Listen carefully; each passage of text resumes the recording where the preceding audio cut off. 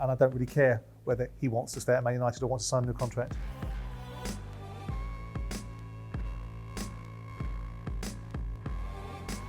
Welcome to One-to-One with Simon Jordan. Keep the conversations going. Keep leaving your questions in the comment section below. But let's get into this week's questions.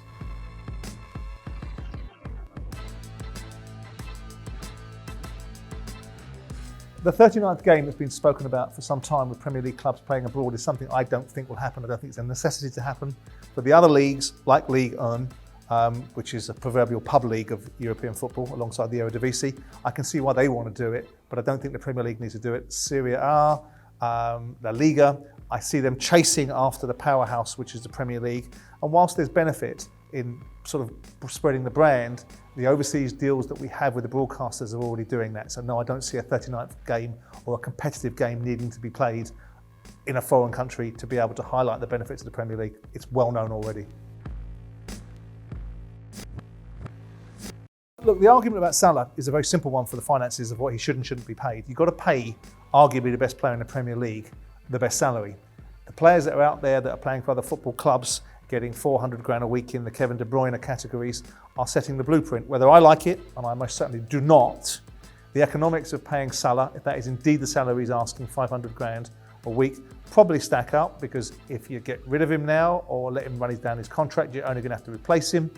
So what's the point of changing something purely and simply to make a point of principle? I don't like the 500 grand figure, if that's what we're talking about, but this is the marketplace we're in. Until somebody's going to put a stop to the ever-increasing player salaries, you've got to pay the best players what they are arguably worth.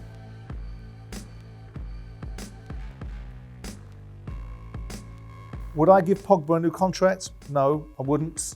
I think he's an outstanding footballer, but I don't think he's been outstanding for Manchester United.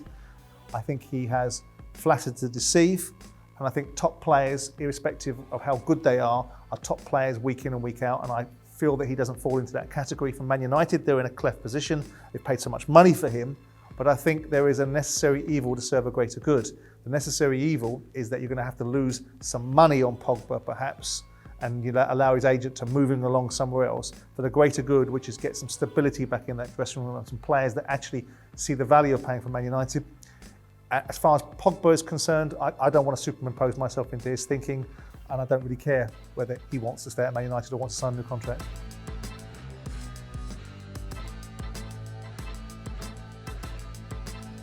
United should always be looking at best in class, which makes it almost unfathomable that they elected to choose Ole Gunnar Solskjaer in the first place. I understand that the scenery was dark, that Mourinho had left the place in a state of sort of psychological decay because of his dark mood at the time. And Ole Gunnar Solskjaer was brought in as a flag waver to bring back the spirit, and he was an unavoidable mistake that got himself into a job because they felt the necessity to give him an appointment after the PSG win. The fact that you are Man United will always give you an advantage because the lure isn't Newcastle with a big bag of Arab money. The lure is Manchester United with all the iconography, all the reputation, and all the opportunity to rebuild a football club that's not far away, just needs an elite manager. So the answer is they should go for best in class. They should know who that looks like, and it probably looks like Antonio Conte.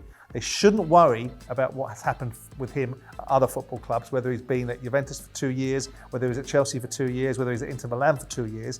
They should assume that with the stature of the club that they are, with the finances that they regularly deploy and back in their manager, that Conte will break the mould and not stay for 2 years.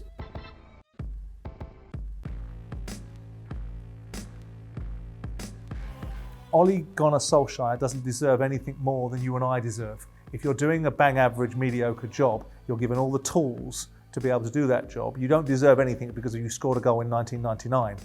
He deserves to be treated with respect. He deserves to be the first person to be told if his job's being changed, or if he's losing his job, or if someone's being brought in to support him, to help him through this particular difficult set of circumstances. But no, if a manager is unsuccessful, he doesn't get the safety net. They already get it by having a safety net of a big bag of money paid in compensation for ultimately failing. So no, he doesn't deserve the respect of a soft landing. He deserves what his performance has detailed for him, which in this instance may well be the parting of the company from Manchester United, along with the contract that he signed and the protection in there economically. His reputation will have been enhanced irrespective of what I or others think, because he's moved from Cardiff to Mulder to Manchester United. So either which way, he increases the opportunity for him to be employed in another capacity. But no courtesy, just a bit of respect and no charity. No upside, no movement upstairs, because what does that look like? You've been involved on the cutting edge. Why should you be on the soft side of Manchester United? So let me know your thoughts on OLE, Salah and Pogba. Don't forget to keep leaving your questions in the comment sections below, and I'll get to them in earnest next week.